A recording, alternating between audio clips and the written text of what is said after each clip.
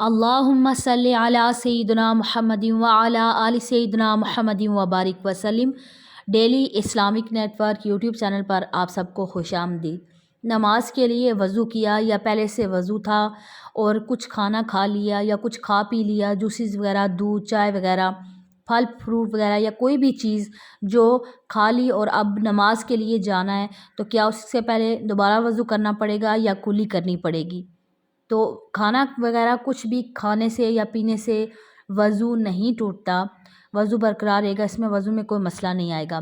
لیکن آپ نماز کے لیے جا رہے ہیں تو کھانا اگر کھایا ہے اس میں یعنی اگر کوئی دانتوں میں ذرات وغیرہ نہیں ہے تو کلی کرنا، یعنی اگر کسی نے نہیں کلی کی تو نماز اس کی ہو جائے گی، یعنی ضروری نہیں ہے کلی کرنا۔ لیکن علماء کرام بیان فرماتے ہیں کہ نماز ایسی کہ جس کو خشوع و خضوع کے ساتھ پڑھا جائے تو وہ نماز قبول ہوتی ہے، یعنی ایسی نماز کہ جس میں کوئی خلل واقع ہو جائے، یہاں تک کہ اگر کوئی جائے نماز ہے کہ جس کے اوپر پھول وغیرہ بنے ہوئے ہوں یا نقش و نگار بنا ہو، انسان کا دھیان ہٹ جائے نماز سے اور اس کی طرف چلا جائے تو اس سے بھی خشوع و خضوع انسان کی نماز کا نہیں رہتا۔ تو اسی طرح اگر آپ کے دانتوں میں کوئی چیز پھنس چکی ہے یا ذائقہ، جیسے تلی ہوئی چیزیں ہیں، فرائیڈ چیزیں ہیں، تو وہ اس کا